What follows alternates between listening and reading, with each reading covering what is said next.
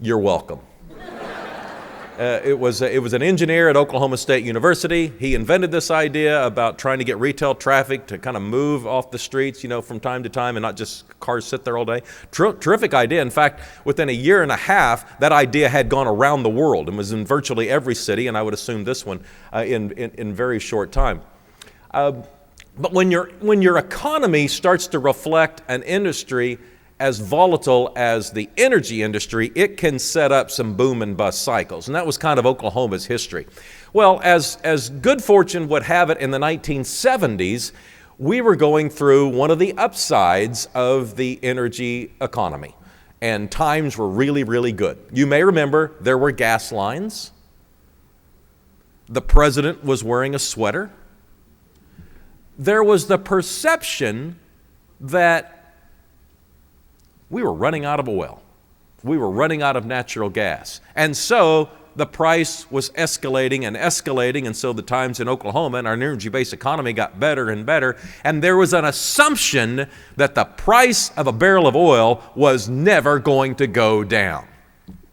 Well, lo and behold, on July 5th of 1982, one of our major banks folded, collapsed, because the price of energy was starting to retreat. All of the loans were upside down, and before the end of that decade, over 100 banks had failed in the state of Oklahoma. And it was an eye-opener for our generation, because that was something that happened to previous generations. It didn't happen in today's dynamic times. In fact, the FDIC didn't have anybody on staff that even knew how to close a bank. But they got plenty of practice in Oklahoma in the 1980s. On July 6th of 1982, the day after that bank closed, we all looked at ourselves and said, well, can't get any worse than this. But it did. 1983 was worse. Then 1984 was worse than that. And 1985 was the worst yet. And it was very reflective of the Great Depression from the 1930s. In Oklahoma, especially in Oklahoma City, it was the darkest of economic times. And in retrospect, one of the greatest tragedies for Oklahoma City is that we lost a generation of leadership. Because if you were a young person and you had gone on to college and earned an advanced degree, there was a really good chance that you were not going to be able to find a job in Oklahoma City that measured up to your educational attainment. And so person after person, family after family was affected by the best and the brightest and the most accomplished educationally leaving for other places. And I suspect some of the people that raised their hand a while ago were some of those that grew up in Oklahoma City but could not find a job in the 1980s and left and started lives other places. And our leadership at the time was desperate, trying to create some sort of economic traction. We just couldn't seem to get anything going. And, the years started to pile up. 1986 became 1987, and then 1988. And finally, almost in desperation, our elected leaders started to look for some of these big economic development projects around the country. Ideas that are going to bring in thousands of higher paying jobs, and they require incentive packages. And when your economy is tanking and your revenue is retreating, it's hard to come up with economic incentives, but we were pretty desperate. And so there came this opportunity from United Airlines. And United Airlines had this idea of building a large maintenance facility. It was going to employ maybe 5,000 people, high paying jobs. But they were expecting some level of an incentive package, so they kind of started shopping this idea around the United States. And we kind of thought, this is perfect for us. We need to really get involved. We need to go after this one. We need to make this one the priority. And so the ideas were bandied about how Oklahoma City can attract this United Airlines maintenance plant. And we actually decided we were going to go to our citizens and ask them to tax themselves to build United Airlines' plant. And so the idea was we put a penny on the dollar sales tax for a short period of time, along with some state incentives. We were going to come up with a package of $120 million. We were going to build the plant for United Airlines and basically subsidize much of the workforce. But at the end of the day, we were going to have a few thousand higher paying jobs, and that would kind of kickstart the economy, and that would somehow start leading us back to the road to prosperity. And so United Airlines had tough decisions to make because they were getting lots of invitations from people all over the country to come see their city, and they were putting packages together. Anyway, it all came down to two cities. It came down to us and one other. And on that fateful day, United Airlines called a press conference and said, "We've decided that we're going to build our maintenance facility in Indianapolis."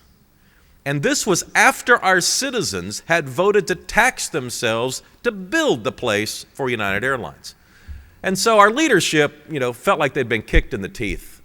They had worked so hard, and they had really put their political capital on the line in leading the citizens into believing that if we just believed in this concept, that good things were just around the corner. But our mayor at the time did a couple of very proactive things. First of all, he went to United Airlines, and he said, "You got to help us. We know we had the best incentive package on the table. We spent so much time working with you and expressing how much we wanted this that we are a little bit confused about what happened on the end." And United Airlines was, just saying, "Hey, we appreciate your efforts. You guys gave a great proposal." And so he pushed him. "You got to tell us what went wrong." And the guy reluctantly said, "Okay, at the end of the day, we just couldn't picture our employees living in Oklahoma City." That was the truth. We did have the best incentive package on the line, but we had just failed at so many different levels that United Airlines just couldn't invest in us. The second thing our mayor did was he went to Indianapolis. And what he saw was a city that was kind of on the front edge of the idea of creating a city where people wanted to be. Indianapolis had built stuff. They'd built sports stadiums. They'd invested in water projects. They had a downtown that had some level of vitality. Some people actually live downtown. Some people actually shop downtown. And that's what the Indianapolis people had, that's what the United people had seen when they visited Indianapolis.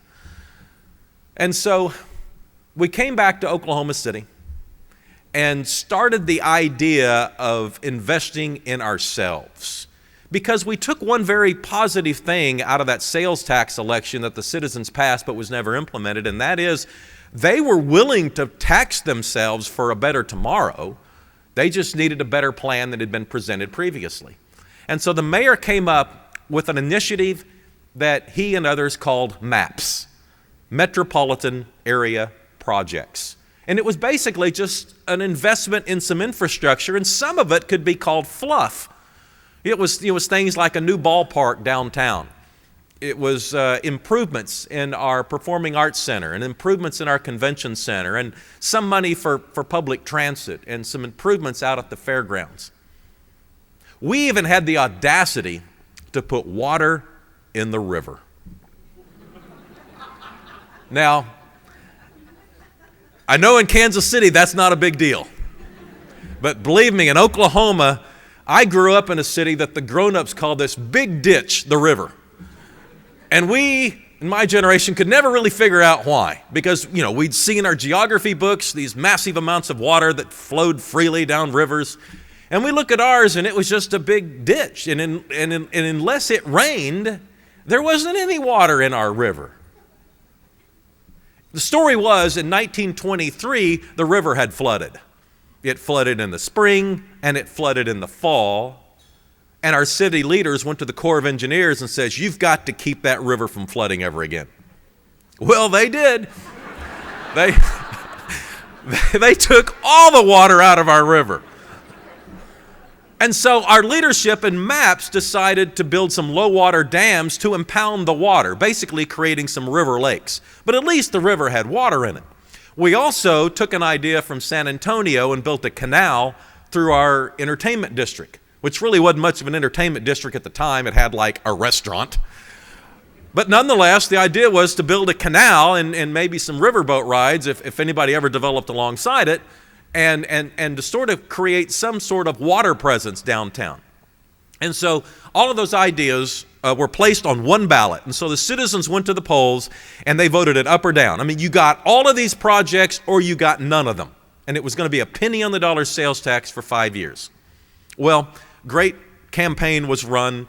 There was obviously the usual negativity toward any level of taxation, but it passed 53% of the vote. Interestingly, today, you can't find any of those people who said they voted against it. They are non-existent in Oklahoma City. It has transformed Oklahoma City in so many ways. Such a simple process of a penny on the dollar sales tax for 5 years to build those initiatives and those projects that I mentioned. A few years later, MAPS, though, had run into some immediate problems because, as with most public works projects, they take a while to build. And with this, we were going to pay cash. So we weren't bonding it out and building stuff immediately. We were collecting the money and then spending it. So it was debt-free, which is, a nice theory, but it takes a while to build stuff. And so what happened in the year and 2 and 3 years after that is that MAPS was missing budgets and not hitting all its deadlines. And so anyway, the only thing the media had to report on, and I was in the media at the time, the only thing we had to report on was the controversial negative aspects of the program. In fact, by 1994, a couple of years into the project, if the citizens had had the opportunity to vote it back out, they probably would have. There wasn't anything to show. There weren't any shovels in the ground. Their taxes were being collected. There was just a lot of engineers and architects at work. And as I mentioned, there were economic problems with it, and there was time constraints that weren't being met. And then, in this kind of level of uncertainty, in April of 1995, we were hit with the largest act of domestic terrorism in United States history. A bomb goes off downtown. It kills 168 people in an office building and in the surrounding area. Well, you can imagine where our city is at this point. We have had an economy that has been decimated, and now we are emotionally as low as it can possibly go. And what was interesting in retrospect about our community's emotional reaction to the bombing was that when you're attacked in a wartime setting, or even like 9/11, you have someone to blame, someone not like you, someone who's on the other side of the globe, someone who believes differently, or there's a level of tyranny involved, or some evil people or person, and there's some entity or people that you can aim your anger at. But in Oklahoma City, in our situation, it was just Americans. I mean, it was fundamentally a guy or two from Kansas. And it wasn't logical that you just held it against people from Kansas, because we knew people from Kansas. They weren't like that. And so there was this, instead of anger being expressed at some mythical person or theology on the other side of the globe, it turned back into us. And all we could really do is reflect and look in the mirror and say, why did that happen here? Why us?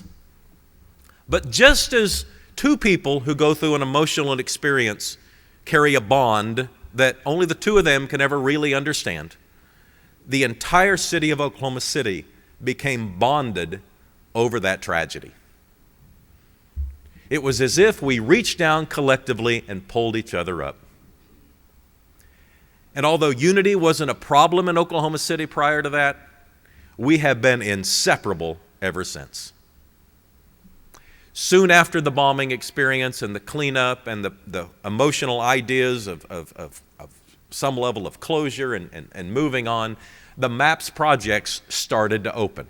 And for the first time in a generation, there was a city worth showing off. The ballpark was the first project to open, April of 1998. And all of a sudden, you had a reason to invite a family or friend who might live in another part of the country to come see Oklahoma City. And soon after, the canal opened. And soon after, there was water in the river. And then the Performing Arts Center was improved. And then the Convention Center got better. And the transit got better. And the fairgrounds got improvements. And all of a sudden, Oklahoma City had all of these elements that a sense of pride started to develop in. And then the next mayor came along. And we really couldn't figure out at that point, and we're talking like 1998, 1999, 2000. We really couldn't figure out why, with all of this happening, people weren't moving downtown. We had invested so much money by now, and the private sector was starting to put a little bit of money in downtown as well. How come nobody was moving there? In fact, if you lived downtown in Oklahoma City in that era, chances are you were in jail. I mean, no one with a choice was living downtown. And in a now famous conversation, an assistant city manager was talking to the mayor, and the mayor was trying to figure out, why nobody's moving downtown. The assistant city manager said, "Mayor, you can pave those streets with gold, but unless you address what's going on in the schools, nobody's moving downtown." That was a wake-up call. You see, our inner city school district wasn't very good. In fact, the school board had so mortgaged or bankrupt its political capital that they couldn't pass bond issues, and hadn't for quite some time. And so what happened was the civic leadership, kind of reflecting on the chamber, and the elected leadership had kind of divorced themselves from the school district because nobody wanted to be associated with it. It was a calamity. And if you acted like you cared, somehow you might be connected with it, and then that would be the death of you. But this mayor took on the responsibility of trying to figure out how to address the issues involving the school. And he came up with another MAPS program he called Metropolitan Area Public Schools, a 7-year penny on the dollar sales tax to address the capital needs of the inner city district. You see, we still didn't have the responsibilities at City Hall for taking care of the education that goes on inside the building, and we weren't really responsible for the buildings themselves, but the school district was holding back the entire region. And the city leadership, the private sector, and the public sector decided that we're all going to have to work together and try to figure this out. And so we passed a 7-year penny on the dollar sales tax along with the bond issue that the district passed that same night. It generated over $775 million specifically for capital infusion into the school districts, most of it in that inner city district. 75 buildings either being refurbished or built anew, brand new high schools in most cases, refurbished grade schools and middle schools in other cases. But basically every school having a like new finish. It was so bad in the inner city district from a capital perspective that in one case they took down a row of lockers and the wall fell down. The lockers were holding up the wall inside the school. Some of these schools were, by that time nearly 100 years old. Well, the schools have started to be rebuilt. 2001, 2002, 2003, the inner city schools start to get rebuilt, and things start to improve. Because I think fundamentally it makes sense that even though the school building isn't the education that goes on inside the school building, if you have a nice place to go, not only are you investing in 75 neighborhoods that haven't had a whole lot of new investment, but you've created an environment where a better teacher is more likely to want to teach, and a kid is more likely to want to go to school, and a parent is more likely to want to be there on parent-teacher night. And all three of those factors, they may be psychological in nature, but they're all very important at the end of the day to the educational needs of the community. And the education going on in the schools, this is some 10 years later now that we're speaking, it's better. Still not what we need, but it's better. And certainly from a capital perspective, having a whole infusion of infrastructure that goes everything from computers and technology to school buses and the buildings themselves in a badly needed school district was a much needed concept. And based on that, the private sector continued to improve. We, at the same time, had been successful in diversifying. We had made significant investments in aviation and biomedical. And with our entertainment district starting to grow, we suddenly had a tourism industry that we had never really been able to enjoy before. And so all of those factors started to help Oklahoma City's economy diversify to the extent that we were no longer so reliant on the energy industry itself. And that was a very important concept for our continued growth, because the energy cycle has continued, but Oklahoma City's growth has also continued. Then in 2004, in a rare moment of collective, how shall we say, lack of judgment, the citizens elected me mayor. And our economy at the time was just starting to percolate. And so I became mayor at a really opportune time. Things were really starting to get better. And all of a sudden, we started showing up on the lists. You know, the list of cities that were the best place to do something. And those lists hadn't really existed in all that many numbers before that. Or if they had, we'd ignored them because we weren't on them. But all of a sudden, for the first time anybody could remember, Oklahoma City's on the list. Now, we weren't at the top of these lists, but, we were just on the list of, like, best places to get a job, best downtown, best place to start a business, all these lists that you really want to be on. There we were. And so I was out speaking to groups like this and to any opportunity I could, especially inside our city, to help to develop this sense of pride and to let people know that, hey, we're on lists. We're doing better. We're worth noticing. And all of a sudden came the list of the most obese cities in the country. Dang it. Now, we weren't at the top of the list. And I like to point out there were a lot of really cool places on that list. Dallas, Houston, Atlanta, New Orleans, Miami, and us, and so it wasn't a list, and these weren't cities that necessarily you're typically embarrassed to be connected with or associated with or compared to, but nonetheless, we just didn't like being on the list of the most obese cities in the country. And about that time, I got on the scales.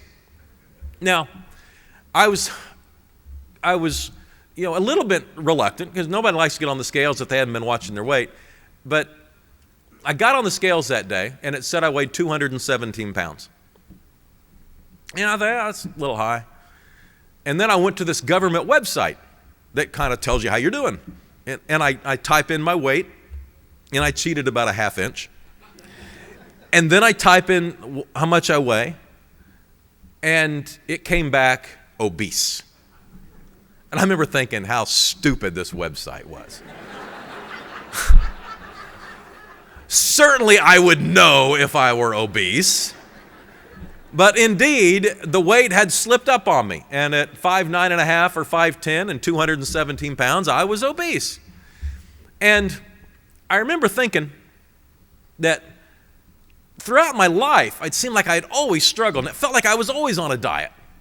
And I got to looking back at my kind of struggles with weight loss, and it appeared to me that about every year I gained 2 or 3 or 4 pounds. And then about every 10 years, I'd take off about 25 or 30. That's kind of what I was doing. And then when I became mayor, I started gaining 10 pounds a year, because everybody wants to feed the mayor. And I felt like I was saying no to food all day long, but apparently I wasn't. And I finally figured out I was eating about 3,000 calories a day. And so because I'd lost weight before, I knew I could lose weight. And so I just merely cut my food consumption from 3,000 calories a day down to 2,000 calories a day. And the weight started to come off. I lost about a pound a week for about 40 weeks. And along the way, I was trying to examine why my city seemed to have such an issue with obesity. Why were there so many people that were overweight? Why were national magazines pointing out that we had obesity rates that were outlandish? And if you just looked at the kids in our community, you could see this issue wasn't going away on its own. And so, immediately as a public official aware of a new problem, I want to start some program. I want to do something to take this on. But I also realized there were a lot of other people already doing that. And, if I was just going to call a press conference on Friday and say, eat more fruits and vegetables, I'd probably shouldn't even waste my time, because those types of messages are out there already, and they're either working or they're not working. But one more person calling one more press conference into a news cycle that's going to forget you even said it the next day is probably not worthwhile. And so I spent time losing weight, wishing I could, enact some sort of magic cure for obesity. But at the same time, I started looking at Oklahoma City with fresh eyes, specifically aimed at the culture that was creating the obesity. And I realized how our community was completely designed around the automobile. We had sprawled, because we're such a massive city of over 600 square miles, we had sprawled 15 and 20 miles away from the downtown core in virtually every direction. We had gone a generation or more without requiring developers to build sidewalks in the neighborhoods. And indeed, we hadn't really zoned the city where you'd have any place to walk to anyway. We had designed our infrastructure, designed our zoning system around the fact that everybody had to have at least one car. We designed our schools that way. We designed our parks that way. The private sector had reacted accordingly. They had built fast food restaurants to kind of address the way that we had designed our community. And someone did the math and came up that we were the fast food capital of the world. Most fast food restaurants per capita. That's something to be thankful for. And finally, I realized that the first step in really getting at the obesity issue and this cultural problem was probably going to be to get people to talk about it. Because what I figured out was that obesity was the type of conversation that really nobody felt comfortable discussing, because it kind of affects and reflects the way people look, and not necessarily in a positive manner. And so we're nice people, and we don't want to talk about things like that. And so our unannounced approach was to ignore it, hoping it'll go away on its own. But you only needed to look at our kids to see it wasn't going to go away on its own. And so I decided that what I would do is to try to create a program involved in getting a conversation going. And with my background in the media and knowing that around New Year's, the news media is typically looking for stories about New Year's resolutions and stuff like that, and I didn't have any money to spend on a health campaign. But what I did was I went to the zoo, and I stood by the elephants, and I said, this city is going on a diet, and we're going to lose 1 million pounds.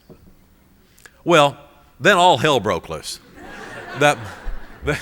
We created this website where people could go sign up, and they would type in what they weighed, and then the website would help them determine their goal weight, and it would chart their success. That was the way we started off. But the idea that a mayor had put his entire city on a diet did what I hoped it would do. It got a conversation going, not just in Oklahoma City, but in different locations around the world. They were talking about this city and the approach that we were enacting. And suddenly, the conversation did take place. And people did go to the website and sign up. In one day, after I appeared on the Ellen DeGeneres show, in that single day, 150,000 people went to the website on that day. Now, not all of them signed up, and some of them were not in our community, obviously. But people were going to the website, signing up, pledging to lose weight, and the pounds did start to come off. And the conversation that we had been neglecting so long started to take place as well. And so what you saw was husbands and wives talking about obesity with their kids. You saw and heard about neighbors talking about it over the back fence. And suddenly at the workplace, it was a little more easy to talk to your employees about it. Because if the mayor can talk about his own problems with obesity, then certainly other people in the community can have a conversation as well. And suddenly, this conversation about the problem started to communicate, and we started to do a little bit better. And thousands started signing up, and then 10,000s went to the website and signed up. And then came the opportunity from a taxation capacity issue. The time came to start designing what we hoped would be MAPS 3. The third level of the infrastructure improvements that we had so successfully implemented nearly 20 years before. And with this new understanding in health, we were able to expand the conversation and get the people involved in addressing the poor state of our infrastructure and how it reflected on the obesity issue. So, combined with other bond issues, MAPS 3 has been able to address a lot of the health issues that our city had inherited from previous generations. For instance, we're building new gymnasiums at all 45 of our inner city grade schools. And most of those inner city grade schools did not have gymnasiums prior to that process. We're building over 400 miles of new sidewalks throughout the city. We're completing our bicycle trail master plan. We had a really nice plan in place, but one day I asked at the current rate what day we would finish that bicycle trail master plan, and our parks director, finally I figured out we were all going to be dead at the rate we were going. And so in MAPS 3, we fundamentally finished it, over 100 miles of bicycle trails being built throughout the city. We're also building a 70-acre park in downtown Oklahoma City that will take us from the core of downtown to the shore of the Oklahoma River. Over 70 acres and $120 million just to spend on the park itself. We're building a downtown streetcar system that, again, I think can reflect a futuristic day when you won't have to own a car to live in Oklahoma City, when a day we can expand that, hopefully someday, to commuter rail and perhaps high-speed rail down the line. We're building a new convention center. We're making improvements at the fairgrounds. We're also making improvements to the rowing infrastructure that we had started on the Oklahoma River, the same river that we had grown up with without any water in it. Last month, we held the Olympic trials on that river. 10 years earlier, it didn't have any water. But with the private sectors taking ownership of the rowing and getting the general public involved in our inner city rowing schools and getting the kids out on the river, we've created the finest venue in the world for the sports of canoe, kayak, and rowing. It has been an eye-opening experience for anybody who grew up with that ditch that the grown-ups called the river. We have had a number of economic successes along the way. And in retrospect, one thing we've accomplished gets back to the unity of the community. And that is, we have successfully communicated to the suburbanite that their quality of life is directly related to the vitality of the core of the city. You cannot be a suburb of nothing. Yet in Oklahoma City, because we had built so many suburbs and so many people had moved away, it's easy to see the downtown core start to go down and down and down. And that's what had happened in Oklahoma City. 20 years ago, there weren't crimes committed in Oklahoma City because it takes people to create crimes. And at 5 o'clock, there wasn't anybody around. And one of my friends said he actually saw a tumbleweed blowing down Park Avenue. I didn't see it, but I believe it happened, because it's windy enough that tumbleweed could have come in any one of several directions. Today, the MAPS 3 projects are in the planning stages, but everything is funded, and our economy is doing really, really well. Our sales tax growth is in record numbers. Many months we have double-digit sales tax growth from the year before. Our unemployment is the lowest in the country of large metropolitan cities. Last month it was 4.4%. Yesterday I found out this month it's 4.0%. That's unexplainably good. I know it's unexplainably good because I'm the person that's usually asked to explain it. That's half the national average. But a lot of it gets back to the idea that in Oklahoma City, we realized that if our city was going to pull out of the economic mess that we had created for ourselves, it was going to take everybody. And I think the reason that we've been able to continually pass these sales tax extensions is because in Oklahoma City, you have so many people pulling on the same rope. The business community gets along with City Hall. The mayor gets along with the city council. And when the collective leadership are all on the same page and perhaps disagreeing, but disagreeing honorably and supporting a consensus at the end of the day, I think the general public appreciates the idea that they don't have to be the referees for the leadership. I think in a lot of cities where they see finger pointing and people getting angry at each other, the citizens just go to the polls and vote no out of frustration. They don't want to have to keep score. And in our city, partially because of the emotional strengthening that came out of the bombing experience, there seems to be more people all on the same page than in most other communities. And that, I think, is the true essence of what Oklahoma City has created for itself. Anyway, I'm obviously impressed with Kansas City over and over again. Otherwise, I wouldn't vacation here as often as I do. But thank you all for having me up today, and I appreciate the opportunity to talk to you. Thank you.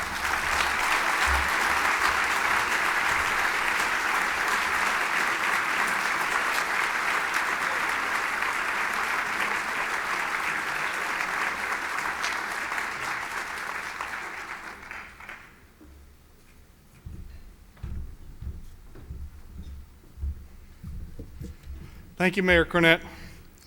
We sincerely appreciate the insights that you have given to us today, and we hope that we will be as successful in the areas as you have been in Oklahoma City. And before we adjourn, I want to remind you that you can find more detailed information about what we have been doing here in the region in the MARC Annual Review. And if you don't typically get one in the mail, one will be available to you from one of the ushers as you leave. And with that, ladies and gentlemen, we're adjourned, and thank you so much for helping us celebrate today 40 years of outstanding collaboration in our region.